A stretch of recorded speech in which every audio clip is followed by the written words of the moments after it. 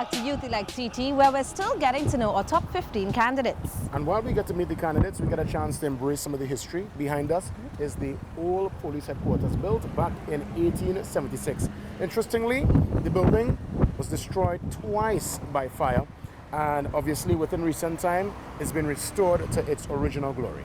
In fact, the building was set on fire in the attempted coup back in 1990. Yes. Now, Jay, I don't want to say you're older, I'd say a lot wiser than I am. Tell us, do you have any coup experiences? In the coup, I remember distinctly I was involved in active defensive combat with friends on the field of play, namely cricket, football, and basketball. It was a playful time for all of us. We were too small and young to understand what was going on. Indeed, similar with me. I got you. Now, our next candidate may probably have still been in diapers at this time. Nonetheless, she's definitely committed to change here in Trinidad and Tobago. Let's meet our next candidate, Letitia Parkinson. I am Letitia Parkinson, and I am from San Juan, and I will be your Youth Prime Minister. The Republic of Trinidad and Tobago is a beautiful nation, but we cannot and we will not flourish if we continue to disregard and neglect our young people. I grew up in Maloney Gardens, and I lived with my grandmother, my uncle, and my mother. It was fun, but difficult at the same time because my father wasn't around. But I didn't let that affect me, right? I was always sort of a leader. I just didn't know it.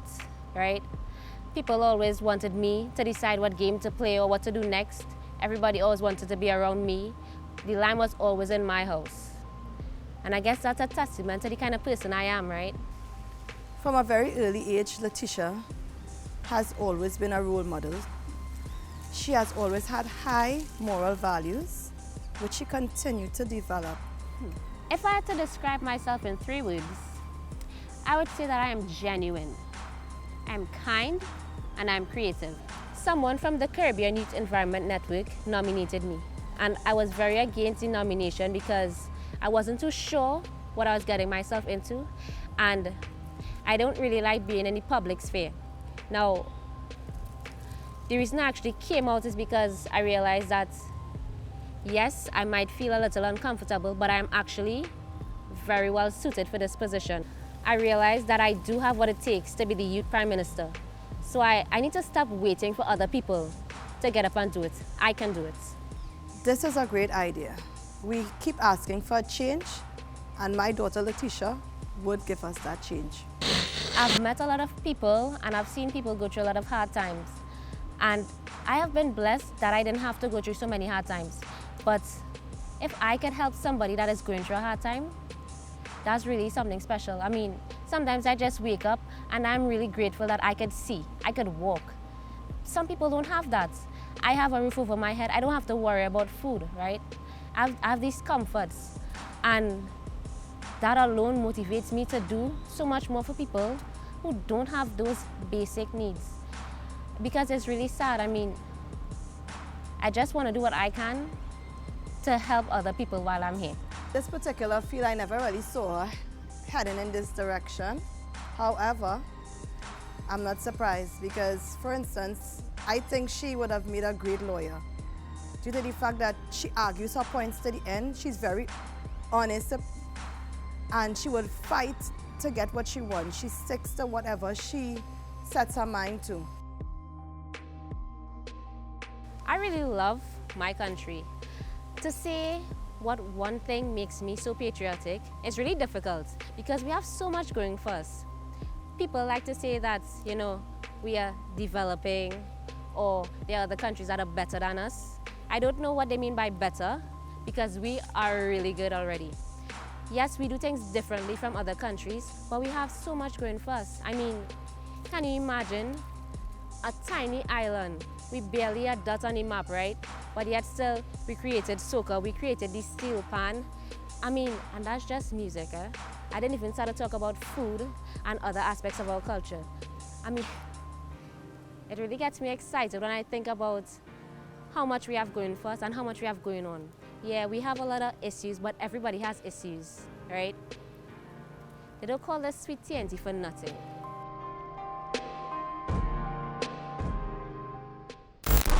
Well, next up on our Youth-elect TT slate is candidate Sean Dilip Singh, representing the area of Wallafield.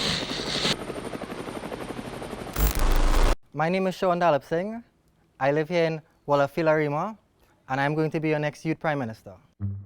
I intend on cultivating corn on a large scale, internally producing the grains needed for our feed mills, so we will no longer need to import at such a high price.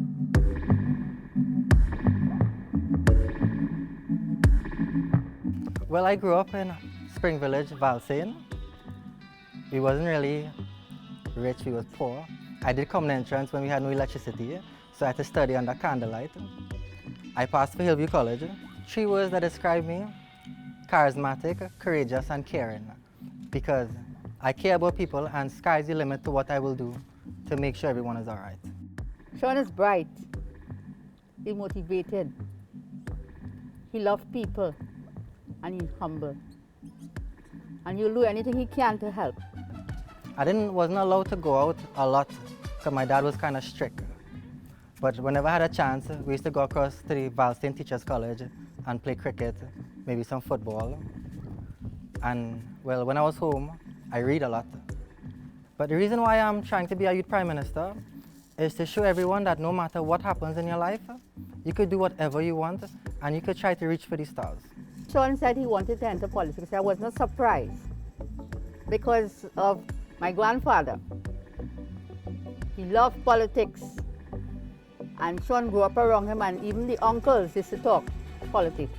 So when Sean come and say, well, okay, I want to be a politician, I was not surprised.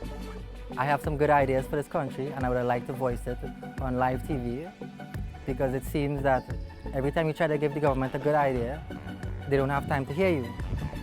So I figured the best way is live on CNC3. I didn't have a choice to audition for UTT because I was nominated. And when they called and asked if I wanted to do it, why would I say no? I just said yes. When our MP for Arima, Mr. Roger Samuels, was going into politics, Sean was one of the guys that was with him, walking and talking and bringing the community closer. That is when I realized, yes, that is what Sean wants. And I believe that love is what drives us to be good to each other, to care for one another. And that is something so amazing to live for.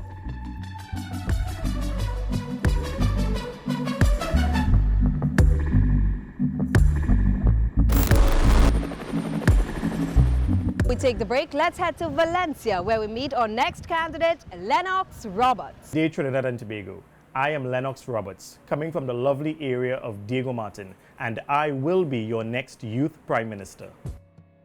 I will enact actionable policies that will positively affect the youth of Trinidad and Tobago in areas of, but not limited to, achievable education, sustainable employment, trade, skills set. I am young, obviously, by just looking at me, you know I am. I'm energetic because I move around a lot in terms of dealing and seeing people and so forth.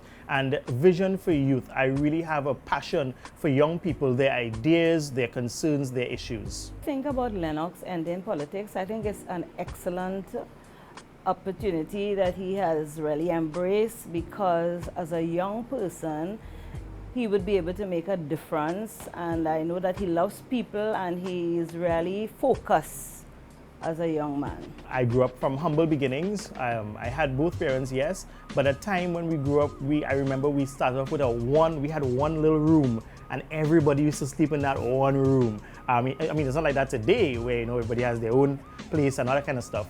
But growing up was really interesting. I remember walking to school sometimes, because I mean, at that time we couldn't have afforded all the things that we have now.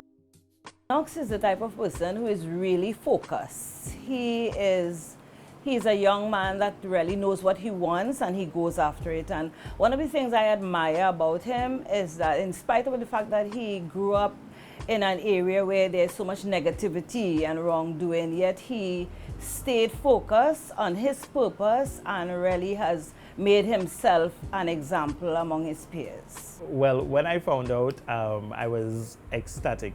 In fact, the first thing I did, besides thanking God, is I called the person, I messaged, the person from Sandy Grande who nominated me to tell her thank you very much, because it was because of her nomination I was able to reach this far so far, and I was really, really happy, and from there I started the campaign right away. I would observe Lennox commenting on things that was either said or done wrong, injustices in the society, things that people did that really wasn't very pleasant and in the best interest of Trinidad and Tobago. And he really stood his ground, and he was not biased in his comments. You know, if you did something right, he complimented you. Did something wrong, he would say what is wrong about it. And I really realized that he was heading in a certain direction. Didn't think about youth prime minister, but I'm proud of him, you know, taking this step. Trinidad and Tobago has so many things that makes me feel proud to be a Trinbagonian. However, if I had to narrow it down, I would say that Trinidad and Tobago is a blessed nation, and I am proud to be a Trinbagonian simply because one of the things that I am proud of is that we have such a diverse society. Many people, many different cultures, backgrounds, and so on, yet we are one nation, we are one country. I do not see Tobago being separated from Trinidad, nor do I see Trinidad being separated from Tobago. When I see our national flag, I see Trinidad and Tobago.